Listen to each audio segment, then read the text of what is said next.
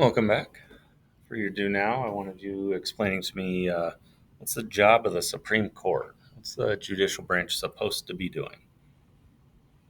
And we talked about this a little bit when we were talking checks and balances, that the court has this sort of review job where they get to review laws and actions and determine what's constitutional and what's not. Essentially, another way of saying, like, what actions and laws are allowed by our Constitution, which ones aren't, which laws and actions are legal, and which ones are not. Today, we're going to be talking about the judicial branch and the Supreme Court and its role and its impact on the country. So, we say their job is to interpret laws. They get to decide what laws mean and how they should be applied and used, and they get sort of like the final say. So there are lots of different types of courts. A lot of times students are more familiar with like criminal court, right? You break the law and you go to court and you're found either guilty or not guilty. And courts do that. We're not really talking about that today. We're talking about more civil cases involving the government. A civil case would be like a lawsuit. So you can sue someone else. Again, we're not worried about that. We're more worried about lawsuits against the country about laws, where people sue the government because they say the law you are doing is abusing my rights, you're abusing your power, and this law should not be allowed. That's what we're talking about today. And there's different levels to this. You can have a federal court for this, state court, local. We're going to be focusing on the federal. So within the federal government, the federal judicial branch, there are different types of courts. There are the district courts. So they've broken up the country into different districts. And if you sue something in federal court, you're going to start at a district court, a lower level court, where they're going to decide whether the people are right or the states are right or the government, the federal government is right. If someone doesn't like that decision, they can appeal it. They have to have a reason why. You can't just be like, I didn't like it. They have to have a legal reason, which isn't hard to find, to go to the appeals court. So you go up a level in the court system. The appeals court will rule as well. They might keep the decision the same or they might change it. Um, but you can appeal it again to the highest court, which is the Supreme Court. And when the Supreme Court decides something, that's it.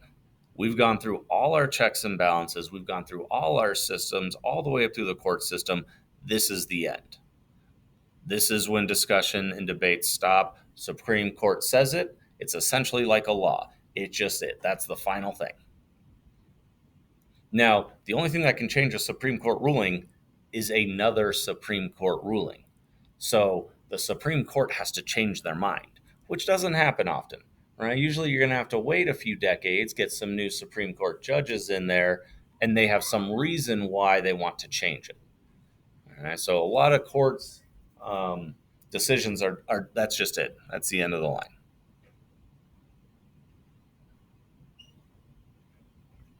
So we're going to watch a video that talks about the judicial branch and its role. You can pause this video while we watch. We're really going to be focusing on the Supreme Court today because they have the biggest impact on the country. Their decisions being final is a big deal. The Supreme Court gets to pick their cases. Right? They get to decide whether or not they're taking one. This isn't like an appeals court where you have a legal reason to go to this. They pick the cases they think are the most important, that need decisions, that are really going to impact the people. There are 9 judges on the Supreme Court, which is good, odd number, so you don't get a tie. There is a Chief Justice, and they sort of run the court, but they have no more power than the other judges. When it comes time to vote, they're all equal. When they make a decision, they explain it. They don't just say, and here's our decision, that's it. They explain why it is and what they're doing, and this allows the government and the people to sort of respond. And, if they rule something to be illegal because of something, well, then they can go back and change that. Right? You can change the law to fit what the Supreme Court wants. The judges themselves are appointed by the president. The president gets to pick who the judges are, but they need Congress to approve it first. So this is one of those checks and balances system. When they're in, they serve for life. They serve as long as they want. They serve until they retire or they die. So a Supreme Court judge is a really big deal. If you get to appoint one, that's a big deal because it's going to have an impact on the country for decades. This isn't like a presidential election, which feels like a big deal, but that's only 4 years. Judges serve for on average 20 years. I mean, that's a big deal because they're influencing our laws and our country for decades. So whenever it comes time to replace a judge, it's always a big deal. There's been a lot of controversy recently because judges have either retired or died right near a presidential election. And presidents obviously want to appoint judges that they like. There was a judge that died right before Obama left office. And Congress said, no, let's let the American people decide. Let's let the next president decide who this judge is instead of letting Obama pick. So that's what happened. Trump won. He appointed the judge. And then towards the end of Trump's presidency, another judge died, and Congress decided to change their mind, and they went the other way and let Trump pick another one. So on average, presidents usually pick one every 4 years. Trump was lucky; he got to pick three. So Trump has a really big impact on our Supreme Court. Biden has got to pick one. I think Obama picked two. All right, so presidents have a big impact. This is one of the reasons why voting for president is important, because they pick our judges. Here are the different judges. These three standing up in the back are the ones that were picked by Trump. This one on the corner here was picked by Biden. The two on the ends here were picked by Obama. Previous ones were picked by previous presidents. Now, judges aren't supposed to be part of a political party. They're not supposed to be Democrat or Republican, but they have their own opinions and views. So we call them like conservative or liberal. So the liberal judges are these three over here. They would tend to agree with Biden more than Trump.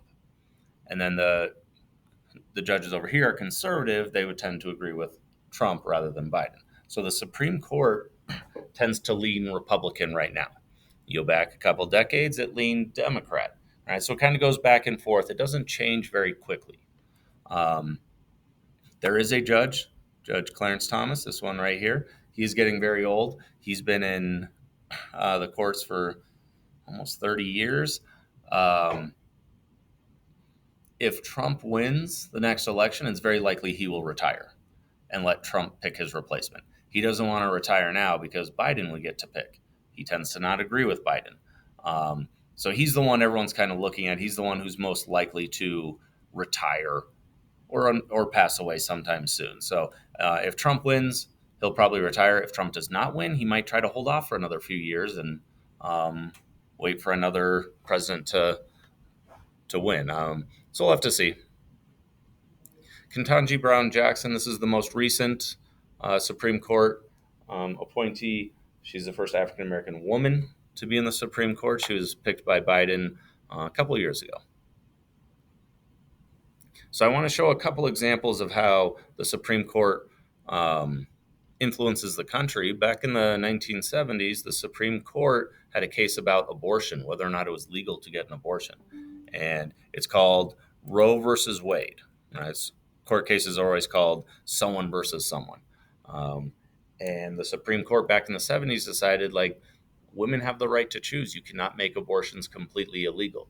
And they've made different decisions about, how far along a woman can be where abortion is still allowed. But in the 70s, they decided abortion was legal.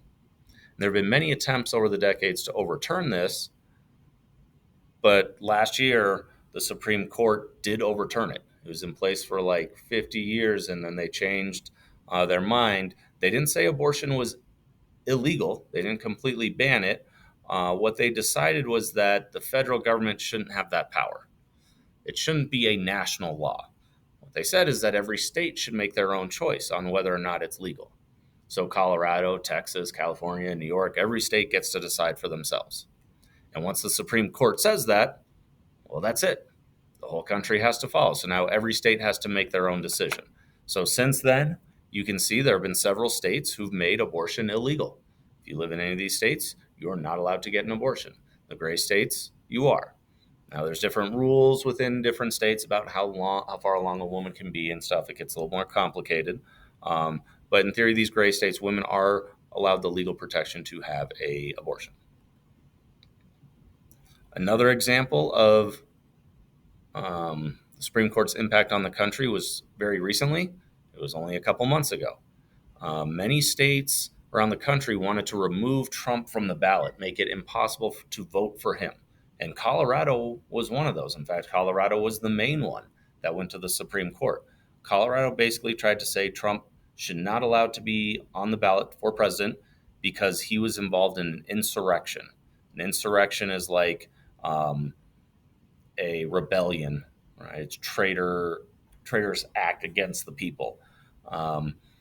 Which was after the election, the January 6th incident that he was impeached for but found not guilty.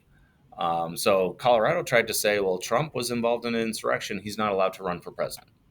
And most people did not believe this was a very serious claim. They felt that it was very political, that they didn't like Trump, so they were trying to find a reason why. The Supreme Court took the case and listened. They ruled two things. Trump was never found guilty of insurrection, so you cannot remove him from the ballot.